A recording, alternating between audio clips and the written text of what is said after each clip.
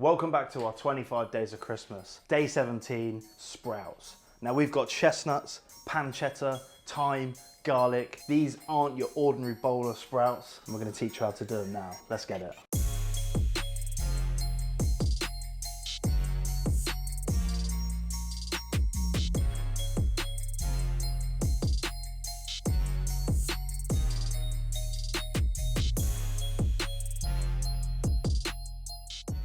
Now you get your sprout and you take that bottom bit off. Any accompanying little leaves that you'll know will overcook during the cooking process, you take those off as well. And we just want to score the bottom lightly. And that helps the heat permeate through the middle of that sprout. Now what is a sprout? It's a brassica. It's a baby cabbage. It's a derivative from the mustard plant. That brassica mustardy sort of astringents you get with cabbage, broccoli, kale. It's the same. Now prepping the sprout shouldn't be done alone. This should be done with the family 2 days before. Get all the kids round. You do the cutting. They pick the leaves off.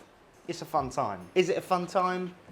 It could be. Now you'll notice this extremely rapidly boiling pot of water next to me. The reason we're putting these sprouts into rapidly boiling water is because I want to blanch them. I want to break down the toughness of those leaves with that rapidly boiling salted water. So when I get to the roasting stage, I can just caramelize beautifully, not worry about the cooking too much, and focus on the flavor. Now with all these sprouts scored, I'm going to season my water heavily. The reason I put the salt in at the end, not at the start, is so when I taste it, I know and understand how much seasoning is in that pan. Sprouts go in. And we're going to blanch those for about 3 or 4 minutes. Now what does it mean to blanch? It means boil, put under an aggressive hot heat, and then cool down rapidly. The reason we do that is to capture the flavor and to stop the cooking process by putting it in ice water. Now these sprouts, they act like ovens, they act like radiators. As soon as they're in that water collecting that heat,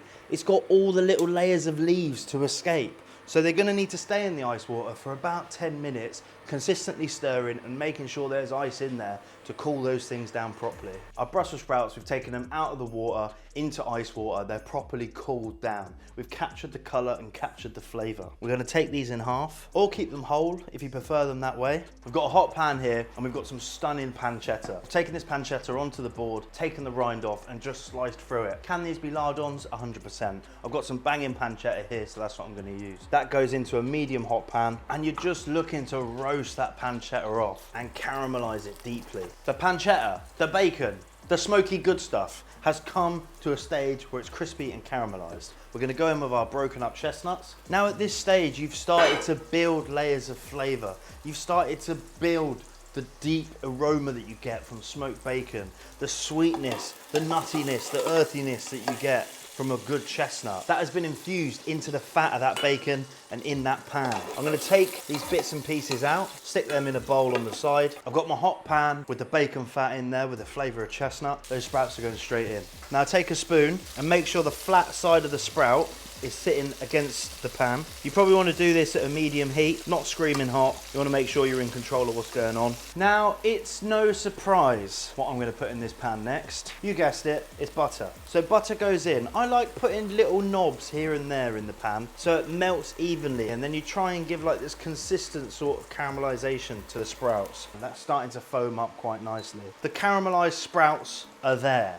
We take a clove of garlic smashed. That goes over the top. The chestnut and the crispy bacon goes back over the top. And this is when it starts to look a bit naughty. And if I'm worried or wondering about the color of those sprouts, just have a look. I've got a little bit of a hot spot on my stove, so I spin my pan every now and again. That just evens out the temperature and tries to ensure a consistent caramelization across those sprouts. Never a frown with golden brown. Heat off, and we impair and infuse that flavor of rosemary and garlic through that hot butter and bacon fat into the sprouts. Little hit of salt and a pinch of pepper. Taste your sprouts. If they need more seasoning, bang some in. If they don't, then don't. I'm gonna be honest with you for a minute. Can I be honest with you? If it was my Christmas dinner and I was cooking for loved ones, I'd get these done about 2 hours before. I'd put them on a tray and then I'd reheat them for about 5 minutes at 160 degrees just before they went into a bowl. There's no reason why you have to do everything last minute. So we take these sprouts out now, they're seasoned, they're stunning, they've got the crispy sort of molassesy goodness of smoked crispy bacon and chestnut. Our little rosemary sprig goes over the top, and that's it. My banging bowl of sprouts with smoked bacon and chestnuts, good enough for your Christmas table. Alang y'all.